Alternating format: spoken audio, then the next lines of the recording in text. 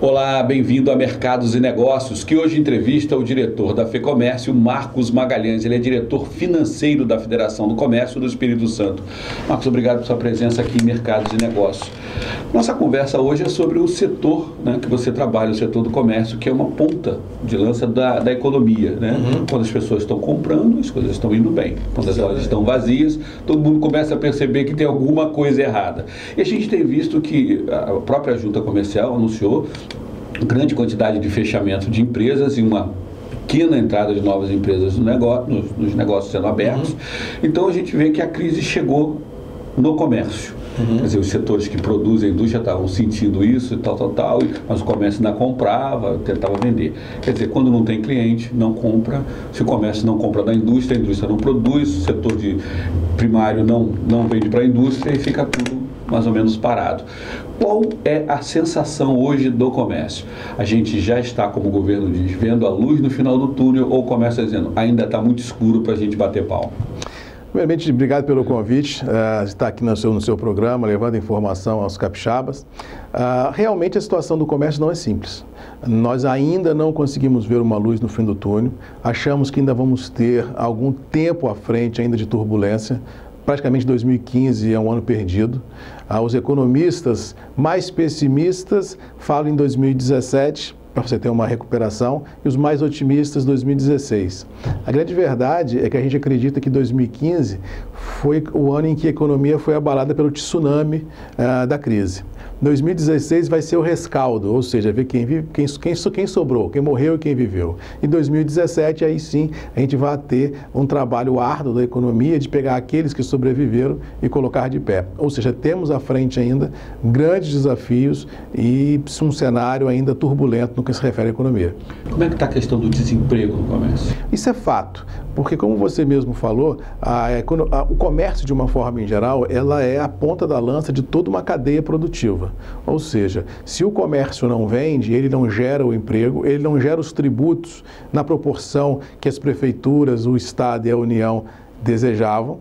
Se você não gera isso, também a parte pública fica refém dos recursos para investimento e no final da cadeia, se o comércio não vende, ele não encomenda às fábricas a reposição de estoques. Inclusive, ontem saiu um dado nacional que o nível de estoque dos lojistas em São Paulo, que é o maior mercado consumidor varejista do Brasil e representa 30% do varejo nacional, nunca esteve tão alto. Ou seja, o varejista tem hoje um estoque em média para 3 meses dentro de casa sem conseguir sair dele, mesmo fazendo promoção, ou você vai até rir, liquidações de inverno na estação que começou domingo. Quer dizer, nós estamos há 2 dias dentro de uma estação e já existem liquidações da própria estação no mercado, porque aquele lojista que comprou especulando com o inverno promissor com relação a vendas, vendo o tamanho do problema, ele já entra a estação liquidando os seus estoques, tentando gerar recurso, mas não acredito que esse recurso que possa vir a ser gerado, ele vai ser irrigado às indústrias com o pedido da nova estação. Não. Eu acho que esse recurso, se entrar, ele entra para um caixa da loja para fazer o dever de casa interno, ou seja, diminuir custos e, infelizmente, demitir quem tem que ser demitido, porque o comércio, a indústria, a vida da gente, ela vinha muito inchada de uma realidade que o Brasil vivia que não tinha muita sustentação, que foi a realidade vivida dos últimos 10 anos. E que foi o quê? Vamos lembrar que o governo federal, ele imprimiu à sociedade brasileira um ritmo de crescimento econômico baseado no consumo e não em grandes investimentos em infraestrutura. Só que esse consumo que alavancou a economia nos últimos 10 anos, seja ele da casa própria, seja ele do carro, seja ele da geladeira, seja ele do fogão, de uma calça nova ou de um tênis, ele não foi baseado em cima de riqueza, ele foi baseado em cima de endividamento. Ou seja, o governo deu crédito, induziu as pessoas a pegar o crédito para comprar e gerar a economia, sinalizando um cenário de que a vida continuaria a ser o mar de rosas que estava vindo. E ninguém se preparou para um cenário assim adverso como nós estamos vivendo. E quando eu falo ninguém, eu digo eu, você, o cinegrafista, todos nós, ninguém se preparou para isso. Apesar da gente ter, assim, como formadores de opinião, a noção que poderia acontecer isso, ninguém se preparou de fato e de direito para isso. Eu até conversei com um amigo essa semana que disse, você está aqui falando na televisão? Sim, a minha função como formador de opinião é passar a informação às pessoas. Mas isso não quer dizer que nós, inclusive eu, estejamos vivendo uma situação que é normal, infelizmente, e rotineira a todos, não só da Grande Vitória, não só dos profissionais do Brasil. Então, todos financiamos o apartamento, todos compramos o carro, todos reformamos o guarda-roupa, viajamos para a Disney. Então, agora temos que voltar, como diz a realidade de cada um, e se adequar ao novo momento vivido. Quer dizer, hoje, a gente não tem uma poupança forte, porque você vê que os saques da poupança estão aumentando exatamente porque era o dinheiro que o cara estava guardando lá, que ele já está pagando dívida com esse dinheiro. Verdade. E a grande verdade é que, assim, eu não sou um cara muito velho, não, mas já estou beliscando os 50, eu estou com meus 40 para os 49. Então, eu vivi, como você também viveu, a época da inflação dos 3% ao dia, na década de 80. Eu era adolescente na época e me lembro do meu pai, da minha mãe, inflação de 3%, vão aplicar, vou viver do juro. Hoje, ou há 10 anos atrás, ou há 15 anos atrás, ninguém vive mais de juro, porque o juro é muito pequeno, porque em tese a inflação é pequena. Então, aquele recurso que vinha parado na poupança, por uma situação adversa ou por uma aposentadoria, ela cai por terra quando a população se endivida, o juro que ela paga no cheque especial, no cartão de crédito, é maior do que ela ganha na poupança.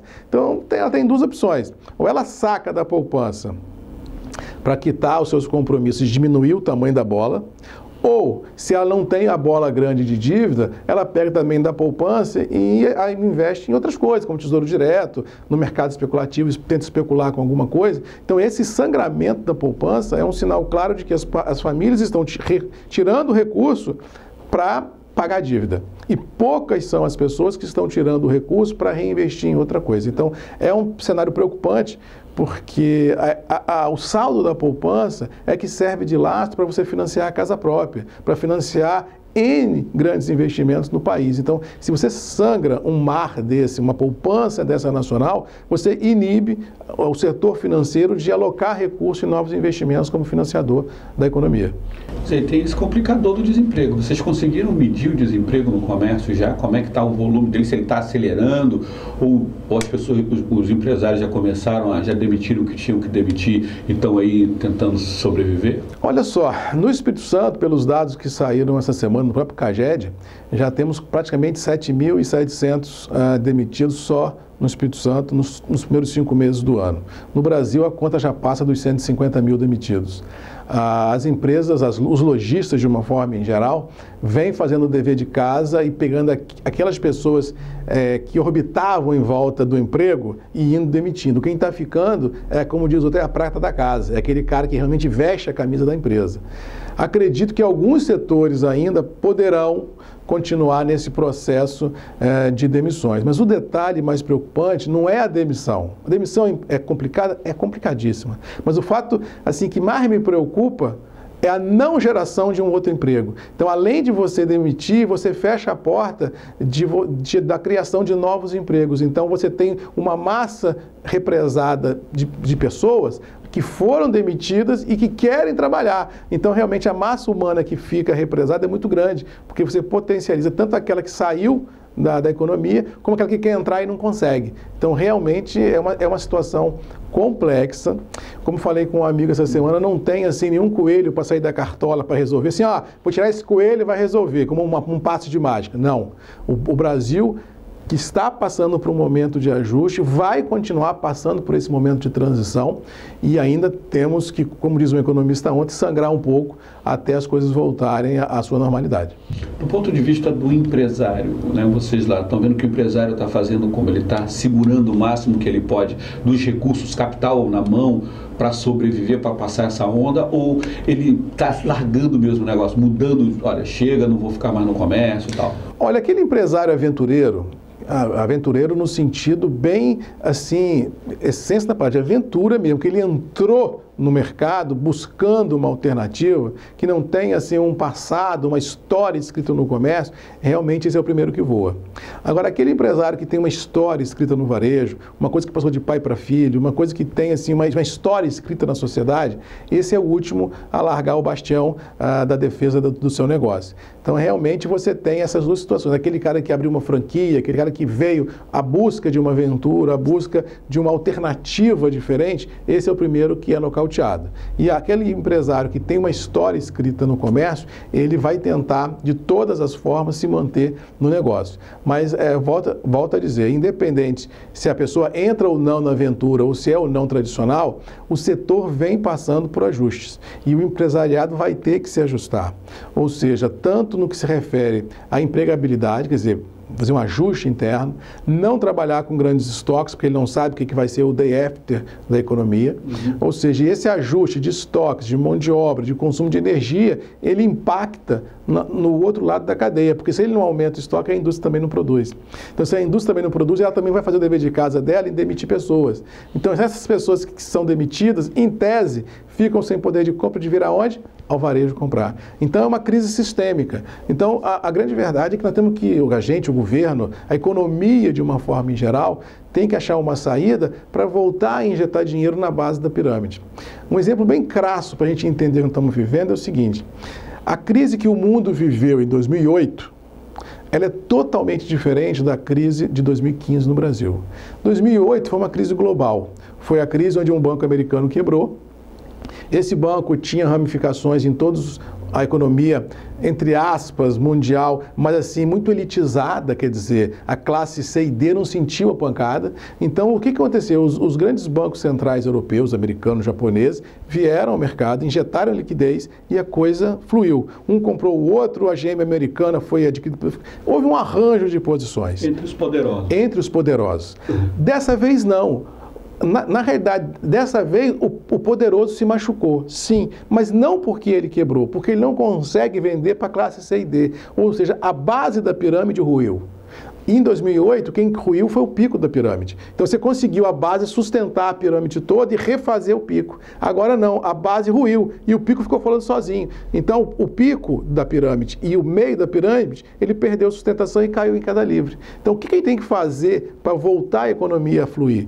É reestruturar a base. E como se reestrutura a base? É injetando dinheiro na classe C e D. Agora, como fazer isso? Realmente é uma coisa, não sei. Quer dizer, saber eu sei, você tem que fazer a economia andar. Porque quando a economia anda, você gera emprego para a classe C e D e todo mundo consegue, outra vez, alicerçar a base da pirâmide para toda a pirâmide voltar a ter sustentação e solidez. Então, a crise de 2008, resumindo, atingiu o pico da pirâmide. Então, a pirâmide sustentou o pico.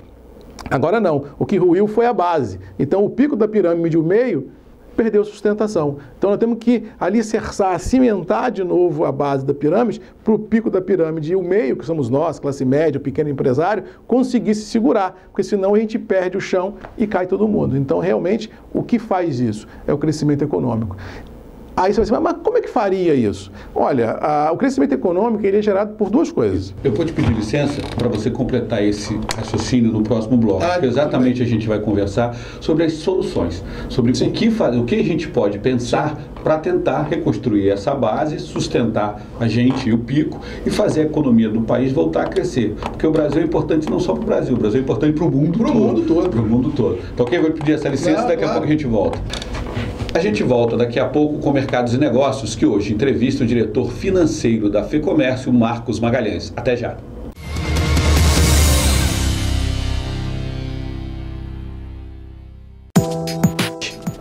Quer saber o que acontece na Grande Vitória? gvnews.tv.br, o seu canal de jornalismo na internet.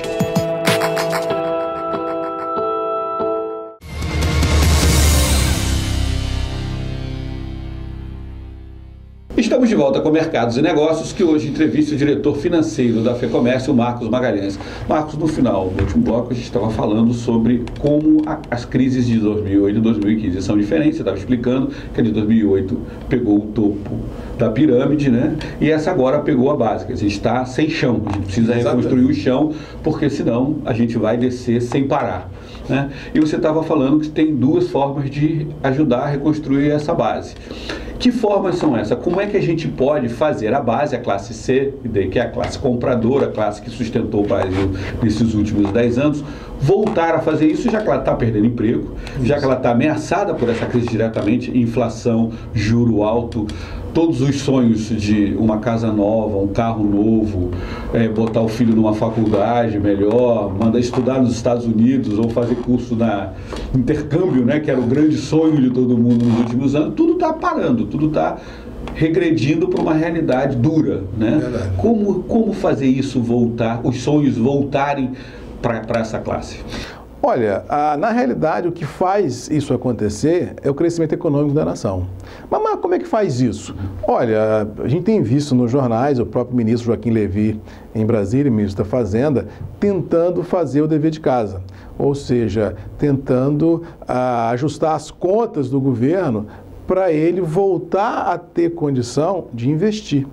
Então, quando o governo federal, municipal e estadual voltarem a ter condição financeira de investir em grandes obras, você dá o primeiro passo, porque é nas grandes obras que se gera o emprego menos qualificado.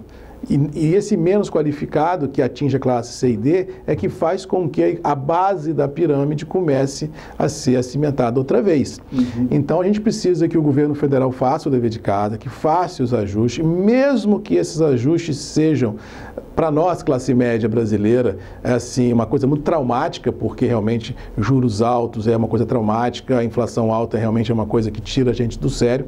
Mas se isso for necessário para o Brasil voltar a crescer em um ano ou dois, que seja feito, porque eu acho que se isso não vier a acontecer, o empresariado sozinho não tem força para fazer isso. Então precisamos ter de Brasília, assim, o governo federal fazendo o dever de casa, buscando julgar a inflação para baixo, buscando no médio prazo diminuir os juros no Brasil, porque é muito caro, e isso, logicamente, atraindo duas coisas, grandes investimentos e, por tabela, investimento externo no Brasil, porque o dinheiro só vem para o Brasil, para grandes investimentos, se houver, na visão do empresário internacional, uma visão assim, não, ali as regras do jogo são respeitadas, existe mercado consumidor, eu vou pôr dinheiro lá. Porque dinheiro no mundo existe. A questão é que falta confiança. Eu assisti uma palestra semana passada em que a pessoa terminou com um dizer de um americano chamado Larry Summers, que é um grande economista, se não me falha a memória, foi um dos diretores do Banco Central americano, que diz o seguinte: a primeira condição para haver crescimento econômico é confiança. Então, mesmo que nós tenhamos dinheiro no bolso, mas que nós, por algum motivo, não tenha confiança no gastar, eu não vou gastar. Então, o grande investidor tem que ter a confiança no Brasil que vai investir, que vai ser respeitado. O consumidor tem que ter a confiança que a economia vai andar, que o emprego vai ser gerado, que o recurso virá para ele vir ao mercado gastando. Então, existe, assim, um apelo, entre aspas, emocional, para pessoas ter de volta o brilho nos olhos e a confiança para gastar, mas principalmente quem tem que dar o exemplo tem que dar. Ou seja, a parte pública tem que dar o exemplo, fazendo o dever de casa, atraindo capital estrangeiro, para que a gente possa ter uma economia outra vez girando. Porque se isso vier a acontecer, nós, empresários nacionais, locais, vamos ter mercado para reinvestir no nosso próprio negócio, reempregar aqueles que foram desempregados e gerar a economia para frente. O problema, Marcos, é que nossa classe política perdeu N oportunidades ao longo dos anos de fazer as reformas estruturais que a sociedade exige há muitos anos e que eles se recusam a fazer, apesar da nossa solicitação insistente. A sociedade não pede, já implora, já pediu, já brigou, já foi para a rua há 2 anos atrás, já fechou o país praticamente, e mesmo assim foram para a televisão, falaram o que iam fazer, passou um tempo, não teve mais manifestação, eles pararam. A gente não tem reforma tributária decente, não tem reforma política decente. Quer dizer, o empresariado nacional e internacional sabe que, na verdade, ele é um bolso na qual o governo enfia a mão e tira o que quer. E a hora que quer. Então a gente fica numa situação muito complicada. Eu, como pequeno empresário, você como uma situação muito complicada de investir num governo que tira, mas devolve muito pouco. E lá fora as pessoas percebem, os empresários percebem isso também. Quer dizer, como a classe empresarial, que é um poder também, pode fazer nesse momento que a gente está vivendo esse limão, pegar esse limão nosso aí, cortar e fazer uma limonada, para forçar esse governo a entender que não é só ajuste fiscal, é fazer o que tem que fazer mesmo, que você vê, o Congresso não anda, há um conflito nesse momento entre os dois, o Executivo e o Legislativo. Quer dizer, quando a gente mais precisa que eles estejam juntos, eles estão dissociados. A grande verdade é que governar não é fácil. Lidar com gente é mais complicado ainda. Então, eu sou adepto da questão do seguinte, a gente não pode culpar um ou dois. Temos que culpar todos. Porque, como diz mamãe, quando um não quer, dois não briga. Então, na realidade, falta um pouco de sensibilidade da parte pública, política, para entender o momento vivido e não atuar como eles atuam corporativamente, defendendo seus próprios interesses. Então a mudança, ela passa pelo voto. Quer dizer, nós temos, eu, você, a população, a chance de mudar quem está lá. E a gente não pode reclamar e eleger as mesmas pessoas como estamos elegendo há 20 anos. Então, se não houver uma renovação, se não houver assim, uma mudança, realmente a gente não pode cobrar, porque a gente cobra, mas não faz. Então é muito complicado. A gente acredita que o melhor dos mundos seria isso, o poder público entender as necessidades do privado, não atuar de maneira corporativa, defendendo seus próprios interesses, e assim a gente teria muito mais transparência e por tabela, você atrairia capital estrangeiro para o país, voltaria a ter confiança do consumidor, dos empresários em investir na nossa capital, no nosso país. Então, o que falta é isso, transparência, uma visão não tão corporativa da parte pública e, principalmente, nós, enquanto população, temos a consciência que podemos mudar através do voto, que feliz ou infelizmente, vivemos um sistema presidencialista, onde o voto elege os políticos e a gente não pode reclamar se na hora do voto não faz a sua parte. Então, realmente, a gente tem que buscar as saídas, mas a saída passa por isso, por uma conscientização nacional muito grande de que precisamos mudar, ou que pelo menos as pessoas que estão no poder têm que enxergar o Brasil de maneira diferente, não como um curral eleitoral, mas sim como uma sociedade que precisa de apoio, que precisa de assistência, que precisa realmente de condições para ter a confiança de volta, reinvestindo nos seus negócios e tocando esse país para frente. Por exemplo, dentro dessa conversa a gente está tendo essa perspectiva política, perspectiva econômica, com essas informações que a gente está trocando aqui, você acha que você está dentro dos otimistas que acham que antes de 2017 a economia volta a crescer, ou você está dentro dos pessimistas que acham que só em 2017 que a gente vai poder começar a olhar a luz no final do túnel? Olha, eu não vou dizer a você nem que eu sou pessimista, nem que eu sou otimista. Eu sou realista, mas dentro da minha realidade que eu vivo, das verdades do qual eu acredito, eu acho que o pior dos mundos é 2015. Eu acho que 2016 as coisas têm que começar a mudar. A pirâmide não aguenta 2 anos. Se nós não conseguirmos voltar a cimentar essa base da pirâmide, a economia brasileira não aguenta 2 anos de ajuste, rui tudo.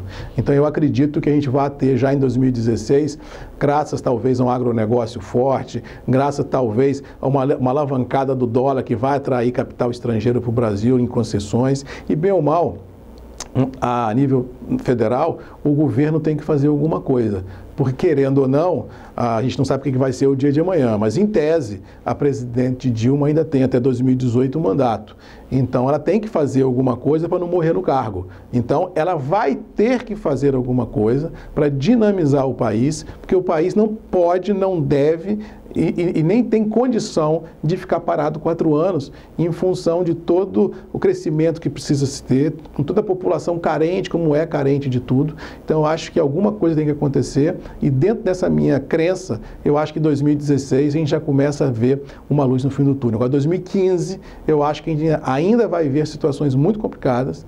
Eu acho que o Banco Central ainda vai arrochar juro para poder jogar a inflação para baixo. Aí, virando 2016, se a inflação vier não digo para a meta, mas próximo da meta, aí o Banco Central começa a abrir as torneiras outra vez da liquidez do mercado, começa a diminuir taxa de juros e os negócios começam a andar. Eu acho que 2016, não vou dizer a você que é o ano da virada, mas é o ano que realmente as coisas devem voltar a acontecer no país. Esse ano para o comércio, vendas a prazo, é risco de um lado e do outro? É porque, na realidade, a população vem de um passado de alto endividamento em função de um crescimento baseado no consumo e não na riqueza. Então, mesmo que ela queira comprar a prazo, ela não tem crédito mais. E com o juro mais alto, o que as instituições financeiras estão fazendo? Dificultando o crédito ao consumidor. Ou através de aumento de taxa de juros, ou limitando mesmo o crédito. Vamos supor, se você tinha um cheque especial de R$1.000, está furado lá em 900 ou em 1.000, ele não vai te dar mais 1.000. Ele fala assim, não, bicho, seu buraco é de 1.000, resolve isso aí. Então você vai ter que se reinventar para pagar os 1.000 e tocar a economia. Então as vendas a crédito, elas não vão ocorrer, não é porque às vezes o consumidor não quer, é porque o sistema vai impedir que ele o faça em função de aumento de taxa de juros e de um elevado índice de endividamento da população. Que é a função do Banco Central, né? Travar. Porque se ela não compra, o que o lojista faz? Ela faz promoção. Se faz promoção, o que acontece? A inflação cai. Aí ela tem condição, o Banco Central, de no futuro, se isso vier a acontecer, diminuir taxa de juros, voltar a dar aquele respiro e as pessoas voltarem a consumir. Porque esse anticonvite também é uma reclamação das pessoas que os preços estavam com preços artificiais, né? Estava com muito dinheiro e aí o comerciante vai no limite do ganho. Né? Assim, para o carro, para o apartamento, você viu, a folha imobiliária, tudo, né? Vai no limite do ganho. Quer dizer, se eu posso ganhar 10, não vou ganhar 5. Então, aí as pessoas estavam comprando, né? Quer dizer, isso agora o preço tem que cair para a realidade. Quer dizer, tem que fazer o dever de casa, né? Quanto custou na indústria, quanto custa a luz, quanto custa a água na ponta do lápis, para ter preço real para cobrar. Realmente as margens vão diminuir. Eu fico assim pensando, às vezes que eu passo no shopping center, né, eu com minha esposa, meu filho, né, vou lá comprar alguma coisa, eu vou ao cinema, né? Aí eu passo nas lojas e falo assim, liquidação, 80% de desconto. Mas, gente, se você vai vender uma coisa por 80% de desconto, quanto que custa a mercadoria? É uma coisa de louco. Há uma coisa de 100 que vai vender por 20, mas quanto que custa? Quer dizer, se eu comprasse a 100, você estaria ganhando 80 nas minhas costas? Quer dizer, realmente é uma concepção errada que alguns empresários se baseavam para maximizar lucros. Então, quando você vê assim, liquidações sem precedentes, você tem que refletir aquilo. Por quê? Será que ele tinha tanta gordura para queimar e só agora na crise que está queimando? Será que ele ganhou tanto dinheiro nas minhas costas? Então, realmente, a crise ela veio para escovar o mercado, mostrar realmente as coisas. Então, não é crível a gente acreditar que uma pessoa compra uma calça por 10 e venda por 300. Porque, poxa, isso é até um assalto à mão armada ao consumidor, né? Então, realmente, a gente tem que ter assim, uma reavaliação das coisas. Não sou contra o lucro, eu acho que o lucro é próprio do negócio, porque os empresários têm que se alimentar. Não ele, mas o negócio, que ele gera emprego, paga tributos, paga tudo, mas realmente as margens, depois dessa escovada que a crise deu, devem ser reduzidas e os negócios devem voltar à realidade como nunca deveriam ter saído. Ou seja, quer ganhar 10% no negócio, 20%, 30%, tudo bem. Vai ganhar 100%, 200%, 300%, realmente é uma insanidade e quem fez isso vai pagar um preço muito caro, porque vai ter que vender na promoção e vai levantar a lebre do consumidor. Poxa, se esse cara podia me vender por 20, por que estava me vendendo por 100? Então, qual é a mágica? Quer dizer, alguma coisa está errada. Então, realmente, a gente tem que reavaliar todos do setor, para a gente entrar num novo mundo em 2016, com novas premissas, com nova visão, com nova noção de mercado, para a gente não errar outra vez. O capitalismo é isso, né? Dá uma sacudida de vez em quando, está todo mundo... Não é a primeira crise, não será a última, e não só no Brasil. O mundo já passou por N crises. Desde 1929, quando houve o crack da Bolsa de Nova York, até 2015, o mundo capitalista, ele passa por uma ebulição econômica, ou seja, e como você mesmo falou no início da entrevista, empresas nascem e empresas morrem. a economia é um organismo vivo, igual a gente. Então, as crises vêm e vão. Então, temos que saber passar por elas e continuar tocando a vida da melhor maneira possível. Marcos, queria te agradecer por sua presença aqui no Mercado dos Negócios, esse bate-papo, te convidar para voltar outras vezes, é sempre bom bater esse papo. As pessoas querem saber como cada setor tá vendo a crise, né? Se tem alguém batendo muita palma, que tem alguma coisa errada. É verdade. Não tem ninguém festejando nesses momentos, a gente sabe. É, como diz mamãe, meu filho, milagre só um sujeito fez e foi crucificado. Quando você encontrar um cara fazendo milagre demais, desconfie, porque isso não tem fundamento. Não tem fundamento. Mais uma vez, obrigado por sua presença aqui em Mercado dos Negócios. Obrigado. E a você, obrigado por assistir Mercado dos Negócios, nos acompanhar nesse bate-papo. A gente volta na próxima semana com uma nova entrevista. Mercados e Negócios, traduzindo o economês para o português.